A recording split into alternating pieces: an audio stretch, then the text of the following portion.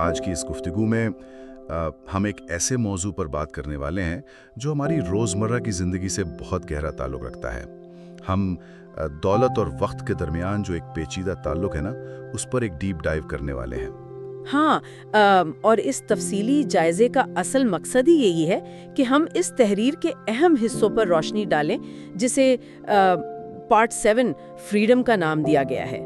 اس میں کچھ بہت زبردست سورسز کا حوالہ دیا گیا ہے۔ ایگزیکٹلی ہمارے پاس اینگس کیمبل کی نفسیاتی تحقیق ہے اور کارل پلمر کی کتاب جیسی اہم سورسز ہیں۔ اس ڈیپ ڈائیو کا مقصد یہ ہے کہ ہم اصل خوشی اور آزادی کی ڈیفینیشن کو ان تحقیقات کی روشنی میں سمجھیں۔ بالکل، ہم یہ دیکھنا چاہتے ہیں کہ دولت کا اصل فائدہ کیا ہے اور وقت پر اختیار ہونا کیوں ضروری ہے، کیونکہ اکثر لوگ اس چیز کو سمجھ نہیں پاتے۔ ایک عالیشان گھر ہے اور باہر مہنگی ترین گاڑیاں کھڑی ہیں۔ ہر عیش و عشرت قدموں میں ہے۔ ہاں بالکل، دنیا کی ہر سہولت موجود ہے، لیکن دن میں 10 منٹ بھی نہیں ہے کہ انسان سکون سے بیٹھ کر اپنے بچوں کے ساتھ کھیل سکے، کیونکہ دماغ مسلسل کام کے دباؤ میں پھنسا ہوا ہے۔ یعنی رات کو 3 بجے آنکھ کھلتی ہے تو پہلا خیال کسی کلائنٹ کی ای میل کا آتا ہے۔ یہ ایک بہت عام سی بات ہو گئی آج کل۔ صحیح بات ہے۔ تو سوال یہ پیدا ہوتا ہے کہ کیا ایسے شخص کو ہم واقعی امیر کہیں گے، یا پھر وہ صرف ایک ہائی پیڈ قیدی ہے؟ دنیا کی سب سے بڑی دولت اصل میں یہ کہنے کی آزادی ہے کہ آج میں جو چاہوں وہ کر سکتا ہوں۔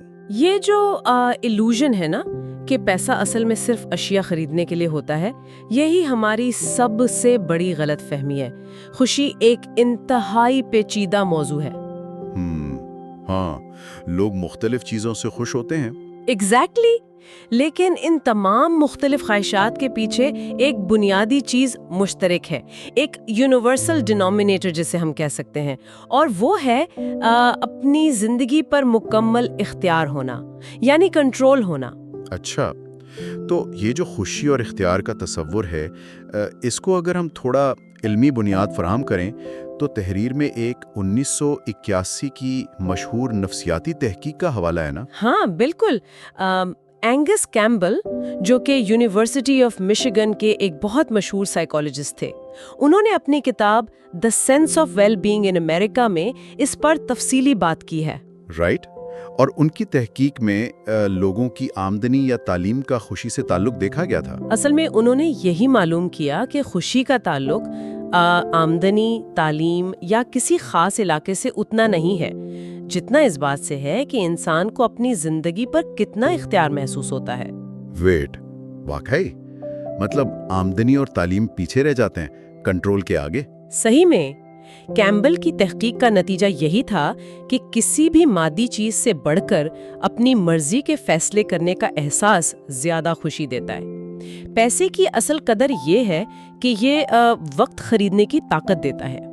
یہ وقت خریدنے والی بات بڑی انٹرسٹنگ ہے، کیونکہ تحریر میں اس آزادی کو مختلف لیولز میں تقسیم کیا گیا ہے نا، جیسے یہ آزادی آہستہ آہستہ ملتی ہے۔ بالکل، پہلا لیول تو یہ ہے کہ بیماری کی وجہ سے چند چھٹیاں لینے کی آزادی ہو تاکہ انسان کو یہ فکر نہ ہو کہ تنخواہ کٹ جائے گی۔ ہاں، اور اس سے اگلا لیول ایمرجنسی فنڈز کا ہے، جیسے اگر کسی کے پاس 6 مہینے کا ایمرجنسی فنڈ ہو تو نوکری چھوٹنے کے بعد اسے فوراً کوئی بھی گھٹیا جاب نہیں لینی پڑے گی، وہ ایک بہتر نوکری کا انتظار کرنے کی طاقت رکھتا ہے، اور آخر میں اپنی مرضی سے ریٹائرمنٹ لینے کی آزادی آتی ہے۔ اگر ہم اسے ایک مثال سے سمجھیں تو پیسہ اصل میں اشیاء خریدنے کا ٹکٹ نہیں ہے، بلکہ یہ ایک ڈھال ہے، یعنی ایک شیلڈ ہے جو انسان کو زندگی کی مجبوریوں سے بچاتا ہے۔ ہاں، یہ شیلڈ والی اینالوجی بالکل فٹ آتی ہے۔ جیسے جیسے شیلڈ بڑی ہوتی ہے، انسان اتنا ہی محفوظ اور آزاد محسوس کرتا ہے۔ لیکن اچھا، یہاں ایک سوال اٹھتا ہے، کیا سچ میں لوگ زیادہ تنخواہ کو وقت کی آزادی پر ترجیح دیتے ہیں جب انہیں دونوں میں سے ایک کو چننا ہو؟ کیونکہ سوسائٹی تو ہمیں یہی بتاتی ہے کہ بس پیسہ کماؤ۔ یہ ایک بہت بڑا فریب ہے، اور اس سوال کا جواب دینے کے لیے تحریر میں ایک ایسی مثال پیش کی گئی ہے جہاں بہت زیادہ تنخواہ تو تھی لیکن آزادی بالکل نہیں تھی۔ آپ اس انویسٹمنٹ بینکنگ والی مثال کی بات کر رہی ہیں؟ بالکل، ایک طالب علم کی کہانی ہے جسے لاس اینجلس میں اپنی پسندیدہ انٹرنشپ ملی۔ وہاں تنخواہ بہت اچھی تھی اور کام بھی اس کے مطابق ذہنی طور پر پرلطف تھا۔ हाँ, मतलब एक ड्रीम जॉब जैसी फीलिंग होगी उसे। एग्जैक्टली लेकिन वहाँ मसला ये था कि काम के औकात इस कदर संगीन थे कि आधी रात से पहले घर जाना ऐशो इशरत समझा जाता था। बाप रे, आधी रात से पहले निकलना लग्जरी थी। हाँ, और हफ्ते के आखिर में यानी वीकेंड्स पर छुट्टी करना तो बिल्कुल ही नामुमकिन था। नतीजा ये निकला कि उसने 4 महीने की इंटर्नशिप सिर्फ 1 महीने में ही छोड़ दी। ओह वाओ, मतलब डिस्पाइट द फैक्ट कि काम पसंद था और पैसे भी थे, उसने जॉब छोड़ दी। इसके पीछे क्या साइकोलॉजी है? इसमें नफ्सियात की एक इस्तिलाह है जिसे रिएक्टेंस कहते हैं। यूनिवर्सिटी ऑफ पेंसिल्वेनिया के जोना बर्गर ने इस पर बात की है। रिएक्टेंस का मतलब है कि जब लोगों से उनका इख्तियार छीन लिया जाता है तो वो बेजार हो जाते हैं। अच्छा, यानी जब दिमाग को लगता है कि कंट्रोल मेरे हाथ में नहीं है। बिल्कुल, कोई पसंदीदा काम भी अगर किसी और की मर्जी और उनके तय करदा औकात के मुताबिक करना पड़े तो वो काम अजाब लगने लगता है। ये रिएक्टेंस वाली बात काफी गहरी है। शायद मसला मेहनत का नहीं है, मसला ये है कि जब इंसान सफर में स्टीयरिंग व्हील पर नहीं होता ना, तो सफर कितना ही खूबसूरत क्यों ना हो, उसे मतली यानी नौजिया होने लगती है। ये स्टीयरिंग व्हील वाली मिसाल बहुत जबरदस्त है। जब आपका वक्त आपका अपना नहीं रहता तो वो बैक सीट नौजिया हमेशा ट्रिगर होता है, चाहे गाड़ी कितनी ही महंगी क्यों ना हो। सही, तो इससे निकलने का रास्ता क्या है? पैसे के मुकाबले में आज़ादी की अहमियत को मजीद वाज़े करने के लिए तहरीर एक बिल्कुल मुखालिफ मिसाल की तरफ भी जाती है ना? हाँ, एक ऐसी मिसाल जहाँ कम आमदनी के बावजूद मुकम्मल आज़ादी हासिल की गई। ये कहानी है कामयाब एंटरप्रेन्योर डेरेक सिवर्स की। अच्छा, डेरेक सिवर्स, इनकी शुरुआती जिंदगी का वाकया बहुत इंटरेस्टिंग है। उन्होंने 22 साल की उम्र में काम शुरू किया था। बिल्कुल, उन्होंने 22 साल की उम्र में $20,000 सालाना तनख्वाह पर काम किया, जो कि कोई बहुत बड़ी रकम नहीं थी, लेकिन उन्होंने अपना खर्चा सिर्फ $1,000 माहाना रखा। ओह वाओ, मतलब उन्होंने अपने अखराजात बिल्कुल ही कंट्रोल कर लिए थे। हाँ, और उनका माहाना $1,800 कमाते हुए उन्होंने 2 साल में $12,000 बचा लिए। 2 साल में 12,000 बचाकर फिर उन्होंने क्या किया उस रकम का? इन पैसों से उन्होंने अपनी नौकरी छोड़ दी और वो फुल टाइम म्यूजिशियन बन गए। उनकी बेसिक नीड्स उस सेविंग से पूरी हो रही थी। यानी उन्होंने असल में अपनी आजादी खरीद ली उस वक्त। एग्जैक्टली और सिवर्स खुद कहते हैं कि उनके लिए असल अमीरी उस वक्त आई जब उन्होंने अपना वक्त खरीदा, ना कि उस वक्त जब उन्होंने अपनी कंपनी करोड़ों में बेची। वेट, सच में उन्होंने इतनी बड़ी कंपनी बेचने को असल अमीरी नहीं कहा? बिल्कुल नहीं, क्योंकि असल आज़ादी का ताल्लुक बैंक अकाउंट के साइज से नहीं है, बल्कि ये इखराजात और ख्वाहिशात के दरमियान तवाजुन का नाम है। राइट, और यही वो मकाम है जहां तहरीर में अनस्पेंट एसेट्स यानी वो पैसा जो खर्च नहीं किया गया उसे असल ताकत बताया गया है। हाँ, जो पैसा हम अशिया खरीदने पर लगा देते हैं वो हमारी आज़ादी नहीं रहता। अनस्पेंट एसेट्स ही असल आज़ादी फराहम करते हैं। अच्छा, अगर आज़ादी और इख्तियार खुशी के लिए इतने ही अहम हैं और हमारे पास पिछली नस्लों से ज़्यादा पैसा है आजकल, तो क्या जदीद दौर का इंसान ज़्यादा खुश है? ये एक बहुत बड़ा तज़ाद यानी पैराडॉक्स है ना? ये सवाल असल में मॉडर्न वेल्थ का सबसे बड़ा पैराडॉक्स है। अमेरिका दुनिया का सबसे अमीर तरीन मुल्क है, लेकिन लोग 1950 की दहाई के मुकाबले में आज ज्यादा खुश नहीं हैं। डेटा भी तो यही बताता है। 1955 में अगर महंगाई के हिसाब से देखें तो मीडियन आमदनी $29,000 थी। राइट, और 2019 में ये आमदनी बढ़कर $75,000 हो गई, यानी प्रैक्टिकली दुगनी हो गई। और सिर्फ आमदनी नहीं, घरों का साइज भी तो देखें। 1950 में एक आम घर 983 स्क्वायर फीट का होता था। बिल्कुल, और 2018 आते आते वो साइज 2486 स्क्वायर फीट हो गया। अब तो घरों में रहने वालों से ज्यादा बाथरूम्स बन गए हैं। ये वाकई हैरत अंगेज है, मतलब दुगनी आमदनी और दुगने घर।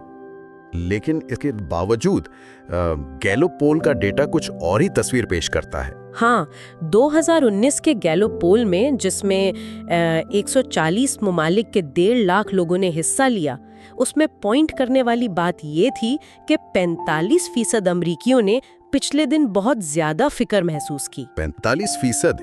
یہ تو آدھی آبادی کے قریب ہے۔ بالکل، اور 55% نے شدید دباؤ یعنی سٹریس محسوس کیا، جو کہ عالمی اوسط سے کہیں زیادہ ہے۔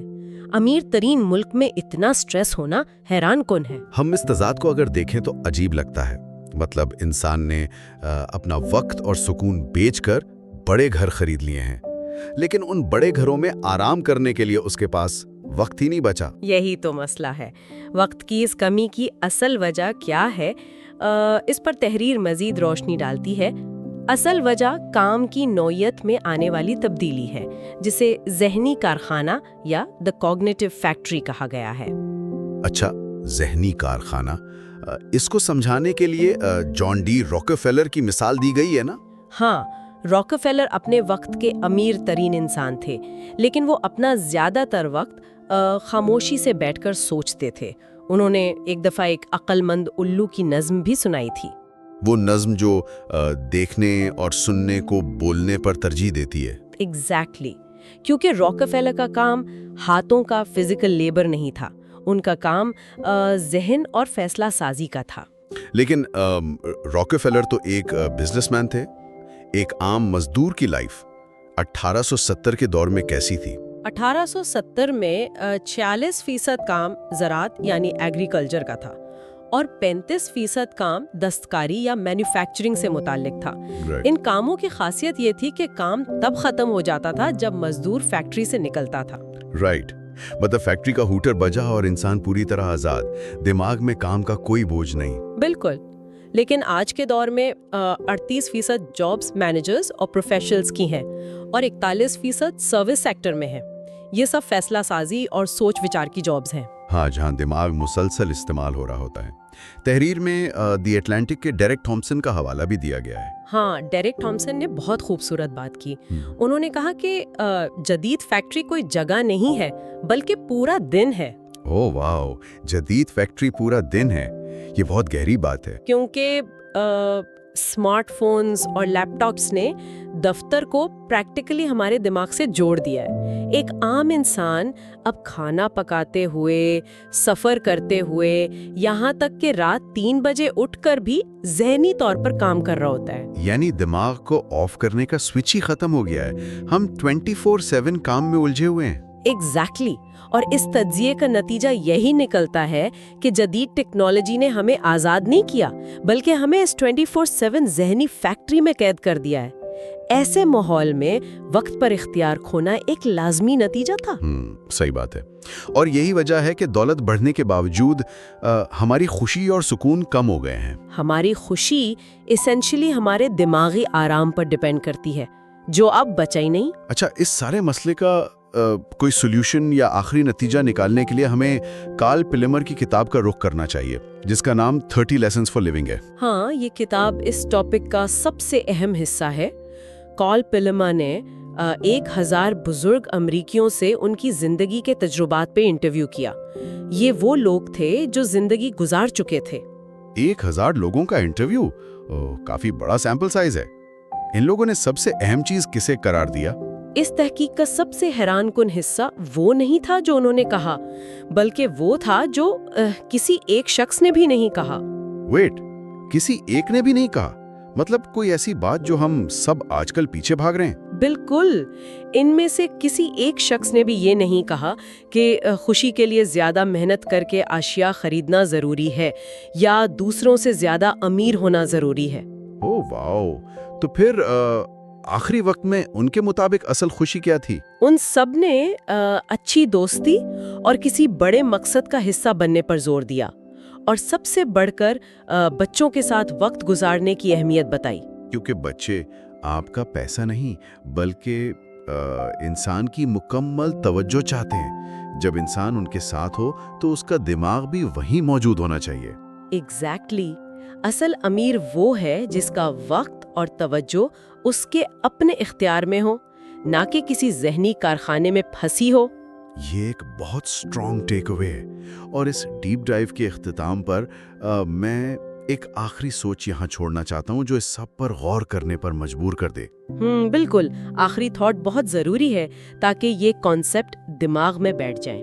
اگر ہم دیکھیں، پیسے کا سب سے بڑا فائدہ وقت پر اختیار پانا ہے، تو کیا ایسی اشیاء خریدنا جنہیں مینٹین کرنے کے لیے ہمیں اپنا مزید وقت بیچنا پڑے، دراصل امیر ہونے کی بجائے غریب ہونے کی علامت نہیں ہے؟